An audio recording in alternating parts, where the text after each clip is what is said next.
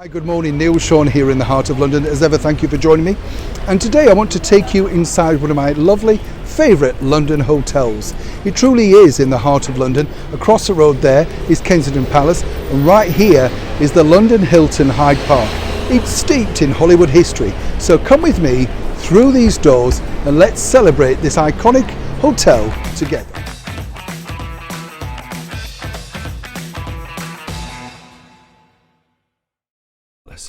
But before we go any further, I want to take you through a magical door, a door that so many stars, in fact, have gone through and stayed here for the night. But we'll feature just two today and a couple of celebrity guests also. So come with me as I take you through the door and into the marvellous world of the Dome Suite. The purpose-built Coburg Hotel first opened its doors in 1907 and later changed its name to the Coburg Hotel in the early 1960s. Now occupying this iconic building are London Hilton Hyde Park.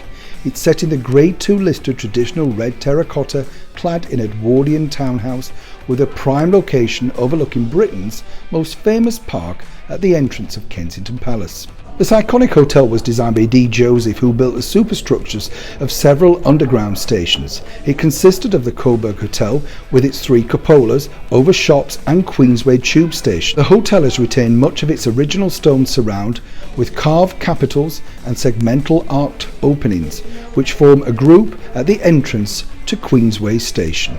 Here's also a fun fact.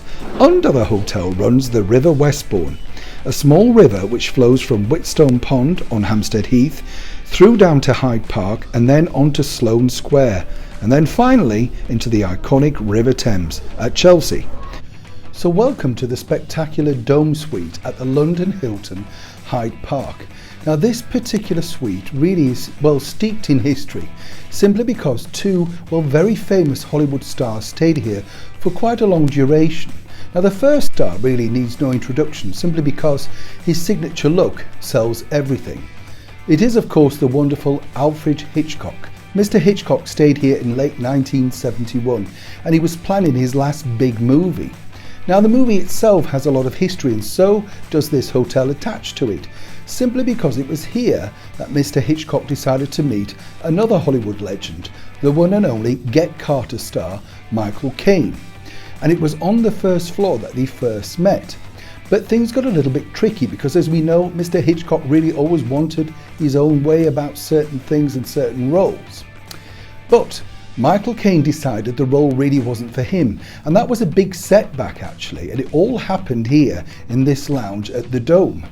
Now, where it got interesting was Michael thought the part was a little bit too, unsavoury. Now the backers really needed a big name, and of course, to make a movie then, you really did need a big name, and there was none bigger at that point than Michael Caine. But because he turned it down, Hitch had to look further afield, perhaps someone a little bit cheaper. And so the person that he decided to pick was a man who, really did become a huge TV star in the 70s, Barry Foster. Now Barry Foster of course went on to fame as Van der Valk, which has also recently just been revived, but never as good as the original.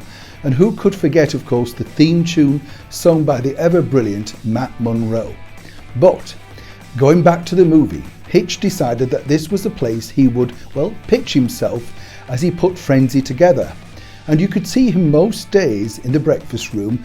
Not many people went up to him because he always seemed so engrossed in what he was doing. But every afternoon after planning the script, Alfred Hitchcock would come out the main door here of course, the Coburg as it was called then, and go straight across to Hyde Park, walking basically until he got the right idea, the right frame of mind. But he wasn't the only major star that stayed here in this fabulous hotel.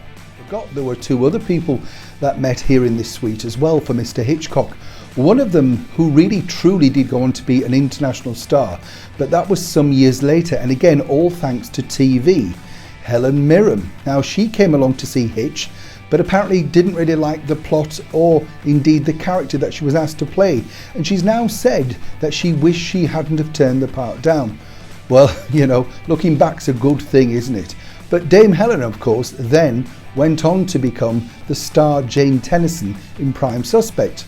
Also making a big splash in the movie was someone who, well, truly became well loved internationally, all thanks to what many people consider to be the real Downton Abbey, that is, of course, upstairs, downstairs. Now, Jean Marsh went on to create not only the series, but to star as the parlourmaid who rose to prominence in Upstairs Downstairs as Rose.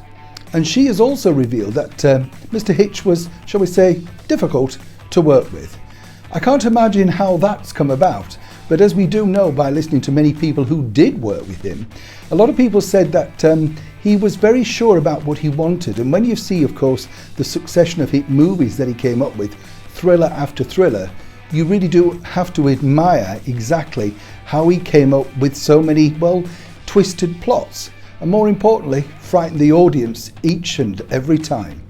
But as I say, there was another Hollywood star who made this her base while entertaining nightly over in Wimbledon. But who was it? Another major Hollywood star was also resident here in the Dome Suite. And another person really that, well, went through so many decades of international stardom. She was known really for her, well, some say singing act, while others may say she was known for her rare beauty. We're talking, of course, about the ever wonderful Marlene Dietrich. Now, Marlene stayed here in the early 70s, around about the same time as Hitchcock. And they'd also worked together previously in a British film called Stage Fright alongside Richard Todd, one of his very first big starring roles. Marlene, though, was basically appearing at the New Wimbledon Theatre, which is not too far down the road. The reason why she picked this particular hotel, she was very clever, in fact, simply because she wanted fans to know she was back in town. And at that time, if you stayed anywhere, it was either the Savoy or the Dorchester.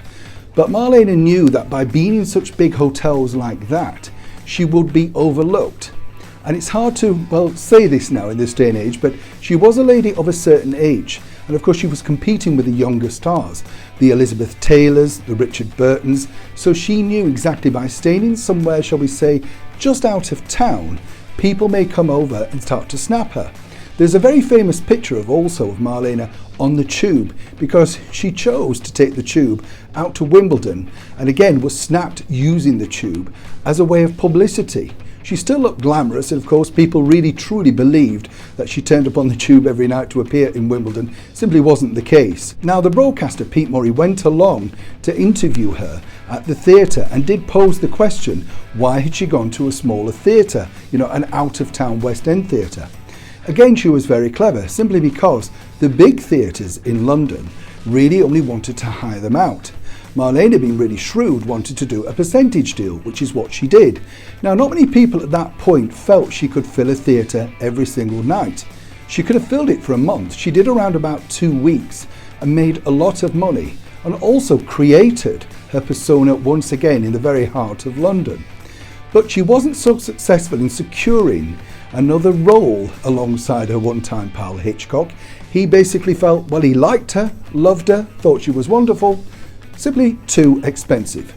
So Marlene retreated, going back on international tours, looking glamorous, and of course singing Where Have All the Flowers Gone? Many people said, though, she should have sang Where Did All the Rolls Go?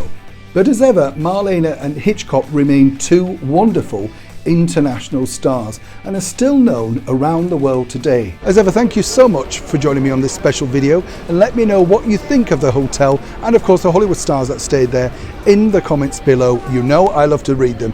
I'll see you soon. Thank you so much for watching.